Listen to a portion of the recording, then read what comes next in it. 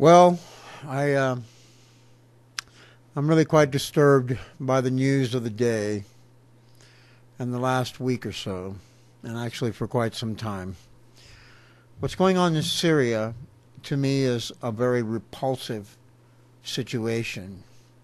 And I find it quite repulsive because really, in my opinion, which probably to most doesn't mean much, that the United States and the UN are complicit in genocide. Because what's happening in Syria is absolute genocide. And that's a fact. And to prove it, I have a sound clip that I wish to play.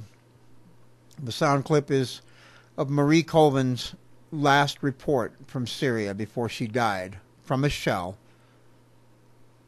fired by the Syrian military into the neighborhoods that she was in that have been attacked for the last few months, actually. The bottom line is innocent people are dying. They're not armed. They have no weapons. And the ones that do have weapons are not even firing them half the time. The report is rather revealing. And Mr. Assad, in my opinion, is Satan on earth. And everyone who is standing by watching him do what he does at this very moment are praising Satan in some way. If America and the UN are afraid of creating a war simply by going in and saving the lives of innocent people, then they're liars. Because a war could have started a long time ago with the actions that the UN and the United States have been taking in the Middle East for quite some time. Now, the very fact that China and Russia stood up and said, leave that situation alone, implies to me that the genocide that's occurring at this very moment in that area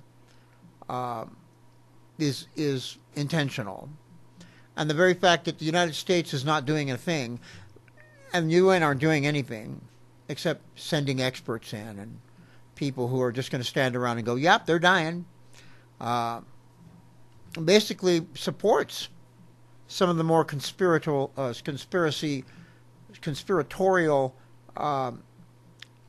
implications that there is an effort to depopulate the planet.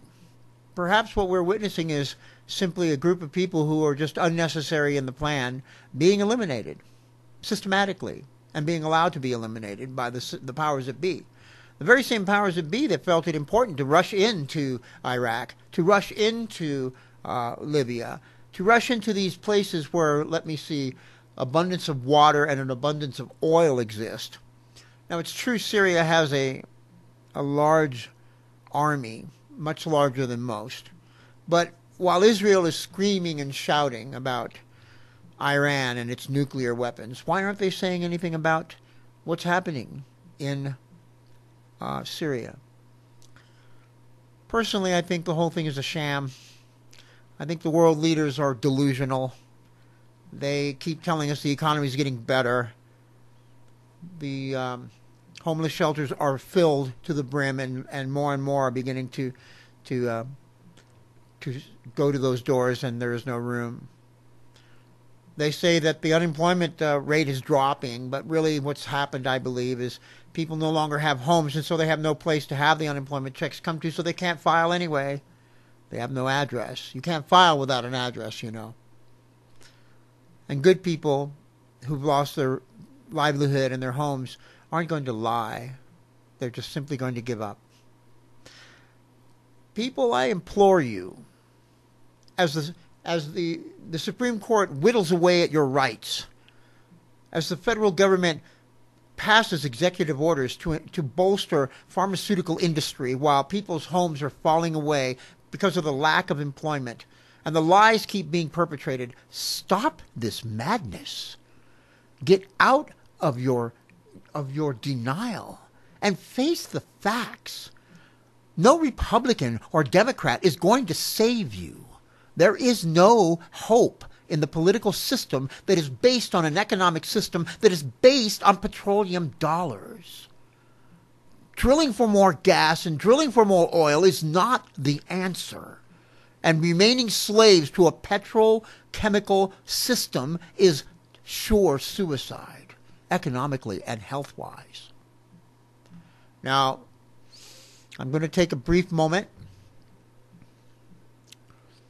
to think about the loss of life that occurred today or last night. A very incredibly brave woman that I had heard of, Marie Colvin, who was not afraid to go into the heart of things and speak her mind. Her last transmission was quite telling, and perhaps it's the reason she was targeted. And people will say, well, they are firing shells. How would they know where to put them? Oh, come on. This is the 21st century, people. Grow up. Face the facts. Drones are flying overhead all the time. Who's to say we haven't sent drones there? And who's to say we're not helping Syria to do what they're doing? We don't know that. You don't know anything. You don't know what the CIA and the federal government are capable of. Do you?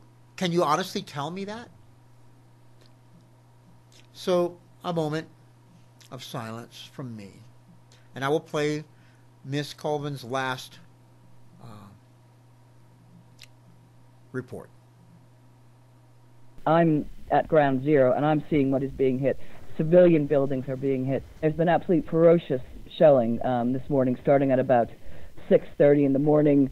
There's been, it's very hard to tell exactly what, but it's certainly tank shells and mortar rounds, very heavy shells. Several buildings have collapsed. There's at least 12 dead.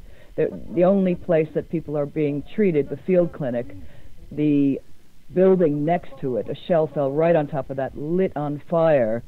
The oil tank's up there, so that is burning badly. I'm on a street, half the houses on this street have been hit, including the one I'm in, and lost the top floor last week. There are only civilian houses here. Secondly, the civilians can't leave. You may say, well, if it's so bad, why are they staying there? The Syrians are not allowing civilians to leave. Anyone who gets on the street, if they're not hit by a shell, they're sniped. There's snipers all around Bab al-Amr on the high buildings. I think the sickening thing is the complete merciless nature of this bombing. Whether or not, what is the target? They are hitting civilian buildings absolutely mercilessly and without caring. I think that's really the main point, and the scale of it is just shocking.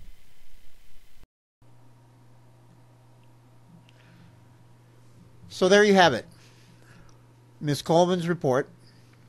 If you don't understand the truth from that, then you don't want to know the truth. The truth is that, yes, genocide is occurring. Yes, it is occurring not just in Syria, but in all parts of the world that you can look. If you just look at what's happening in our world, I fear for you. I don't fear for myself, but I tell you this, prepare. Prepare for the worst. Prepare for a totalitarianistic worldwide system that will eliminate anything that gets in its way and tries to make more of what they have. They want you to die. They want you to die. They want to eliminate large numbers of people so that they can have better control of the system and the world, and so that there'll be enough water and food for that select group. And if you don't believe that, you really need to start looking. The very truth of it is sitting in Georgia, the Atlanta Stonehenge that says right on it, you need to face the facts. These people aren't going to help us. And it's time to rise up. It's time to stand up. It's time to face them. Not in a violent manner, but with our faith in something greater than the dollar, in something greater than government, in something greater than hate. And perhaps my feeling that maybe we should just all let them die.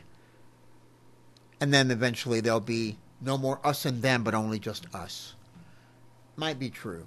Step aside, let the guns go, let them kill each other, let them think we don't care, let them believe that we've given up so that they can go on with their plan, because eventually it will backfire. Eventually, the more they drill, the more they use the petrochemicals, the more they do all of this, the greater the cancer rate will grow, the greater the system will fall, and eventually there will be no health aside from the one that is created in a machine, in a test tube. Anyway, that's my report for the day. Remember Miss Colvin's words. They're true. She died for them. Are you willing to die for the truth? Are you willing to go into the depths and face the beast? I wonder.